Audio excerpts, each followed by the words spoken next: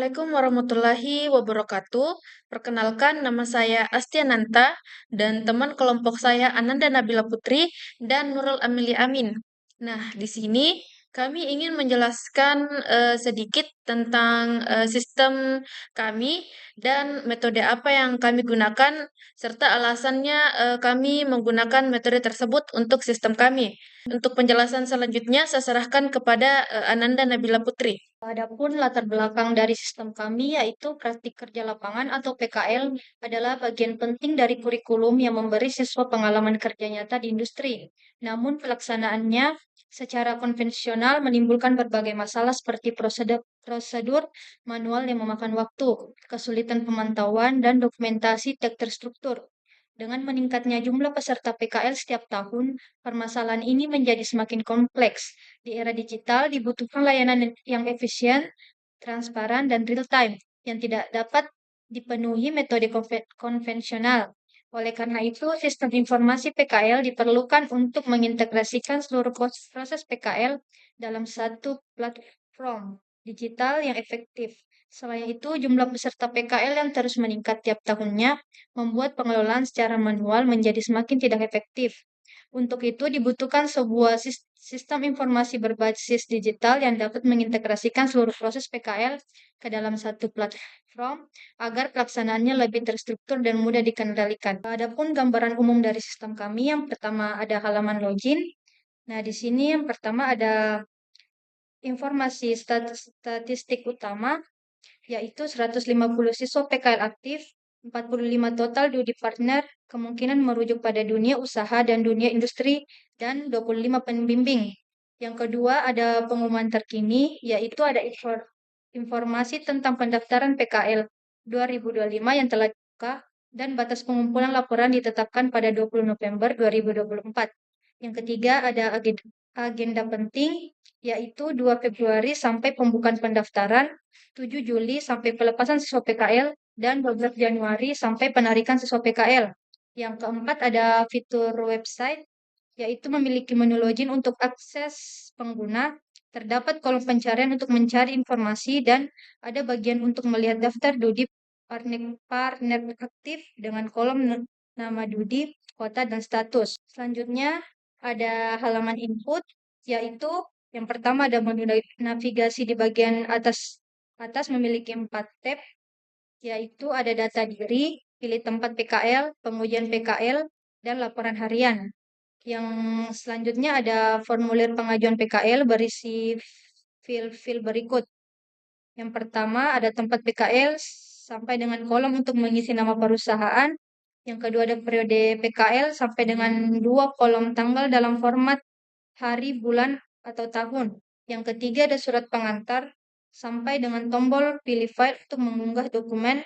Saat ini menunjukkan status tidak ada file yang dipilih. Dan terakhir ada tombol ajukan PKL di bagian bawah untuk mengirimkan pengajuan. Selanjutnya saya akan menjelaskan rumusan masalah dan tujuan. Yang pertama rumusan masalah. Sistem pengelolaan PKL masih bersifat manual. Banyak SMK-SMK masih menerapkan sistem manual dalam mengelola administrasi termasuk kegiatan PKL. Prosesnya masih mengandalkan dokumen fisik dan mulai dari pengajuan, persetujuan, hingga pelaporan.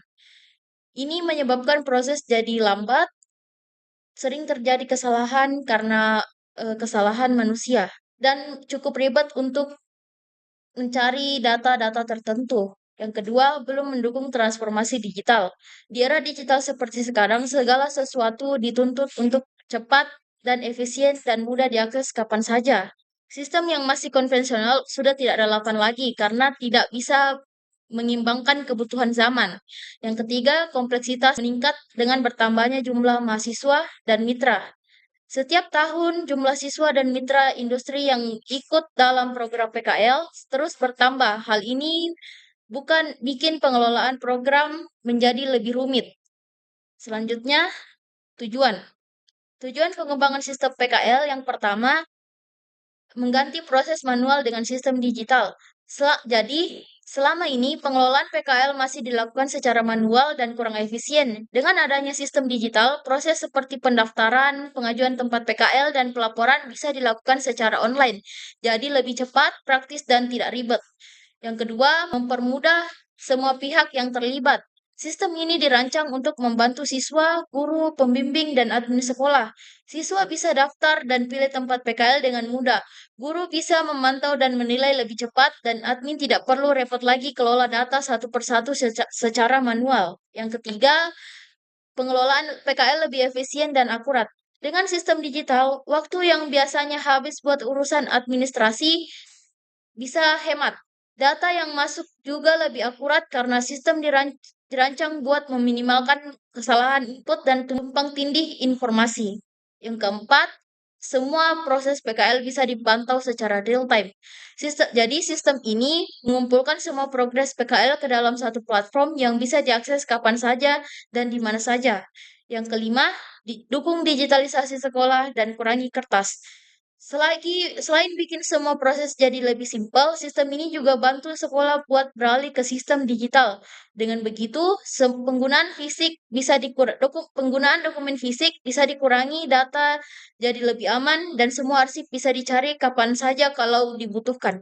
Sistem kami memilih metode prototyping. Alasannya, metode prototyping dipilih dalam pengembangan sistem informasi PKL karena dianggap paling sesuai dengan kondisi pengembangan yang dimulai dari nol dan membutuhkan penyesuaian berdasarkan kebutuhan pengguna yang beragam, seperti siswa, guru, pembimbing, dan admin sekolah. Nah, dalam metode ini, tim pengembang terlebih dahulu membuat prototipe atau versi awal sistem yang kemudian diuji langsung oleh pengguna. Selama proses uji coba, pengguna diberi tenggat waktu selama 30 hari untuk memberikan masukan terkait fitur, tampilan, maupun alur sistem. Nah, masukan yang diterima dalam prode tersebut akan ditindaklanjuti oleh tim pengembang untuk dilakukan penyempurnaan sistem. Namun, apabila masukan diberikan setelah melewati batas waktu yang telah ditentukan, maka tindak lanjut terhadap masukan tersebut akan dipertimbangkan kembali berdasarkan keputusan bersama antara tim pengembang dan pihak pengguna.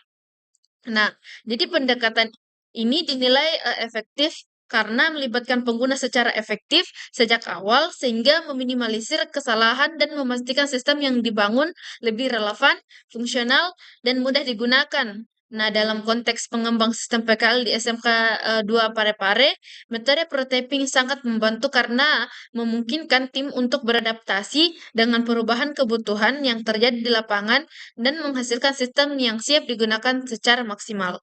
Adapun langkah-langkah penerapan prototyping yaitu yang pertama, identifikasi kebutuhan awal. Nah, pada tahap ini, tim pengembang mengumpulkan informasi mengenai kebutuhan sistem dari siswa, guru, pembimbing, dan admin sekolah.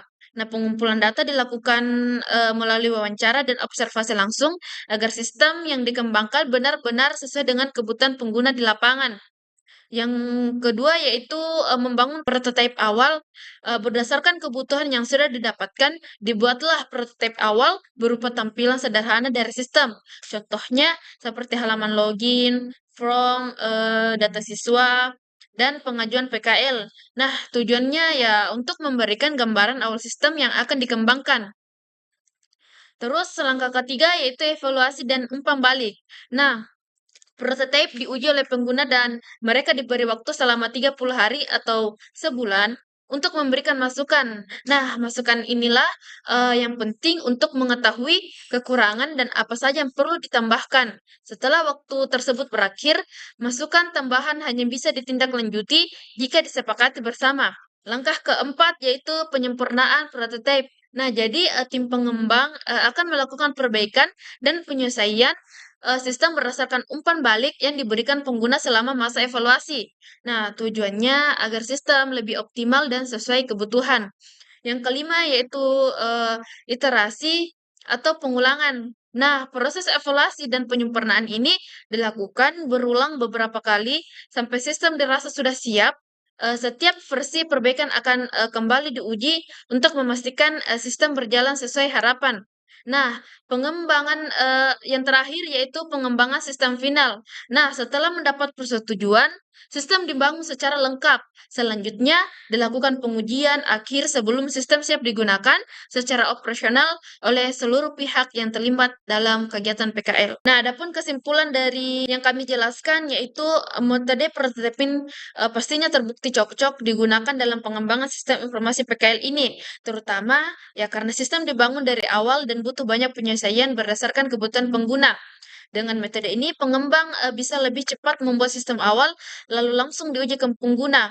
Umpan balik dari pengguna sangat membantu untuk menyempurnakan sistem. Nah, sehingga fitur-fitur yang ada jadi lebih tepat sasaran. Hasilnya, akhirnya sistem ini berhasil membantu mempercepat dan mempermudah proses administrasi PKL di sekolah.